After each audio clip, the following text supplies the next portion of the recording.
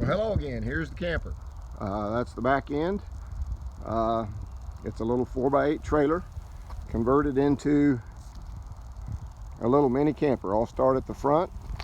The camper the trailer I bought used. It's a little Spartan trailer, 1900 pounds GVW, and I stripped it down completely and sanded it, painted it black, and then started building this little guy. The skin, I'll just start with the top, is galvanized metal. I got that from Mirage Trailers, I believe out of Idaho. Of course, the top just has the standard vent. The sides are 3/4 inch red oak plywood, and the windows I bought used at a RV salvage. The door is a cargo door turned sideways, so it's a little tight. But all you're going to do, or all we're going to do, is sleep in there anyway. So let's go inside and see what we have in there. I've got, of course, the indoor-outdoor carpet, and then the unfinished wood inside. The windows, I didn't come with a garnish or anything, so I kind of had to be creative. And in the slideshow, I show how I mounted them, but you can see the framing there. Just have a little 110 unit air conditioner with an outlet there to plug it in. Of course, window on this side.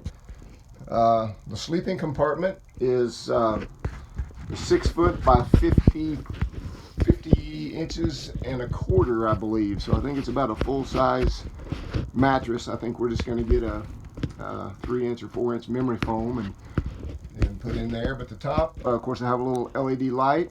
The top is I put actually bad insulation and a 2.7 millimeter piece of plywood to hold that up, and then on the outside I put these 1x4s, and they're pine, a 2-pine 1-seater, to kind of give it a little bit better smell. And I put that all the way across the top. So let's go into the back here. I'll show you from the back end. I've already done that once. Go around to the other side. Has a window over here, of course. The lights I bought new and mounted those, but the mounting brackets were already there. Had to tag it, of course. Little latches here.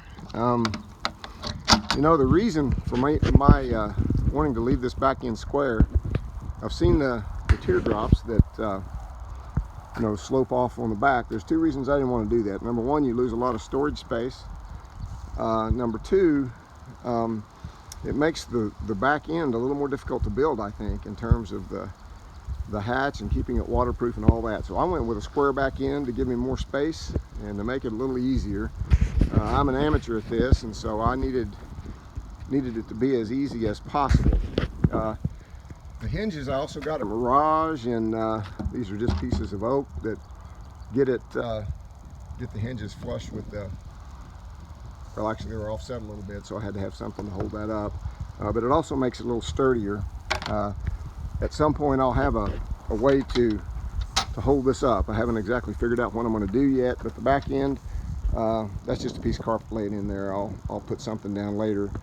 But there's just a little shelf and an outlet under there, and then of course all it is a male receptacle for a 115 volt extension cord. Heavy duty extension cord should run that air conditioner and a couple of lights just fine. I also have a little gas powered generator just in case we don't have hookups. But this door is really sturdy. It's really heavy. It was kind of difficult to get exactly square, but fits pretty tight.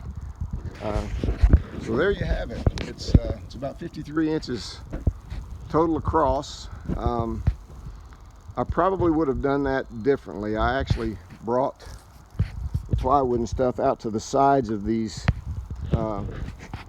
this metal tubing, which made it a little bit wider than 4 feet, and that made it difficult because everything was, especially for the top skin, the metal, it was wider than 4 feet, and most everything comes in 4-foot increments, so that was a little difficult. They had to actually cut this for me and put 2 seams in it to get that top.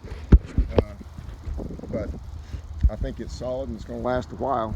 But there you go. I don't know what we're going to call it yet, but the grandkids have already claimed it, so I guess it'll be their little fishing camping trailer. But there you go, the slideshow. We'll talk about details on what we did. And if you have any questions, give me a shout. Thanks for watching. Bye.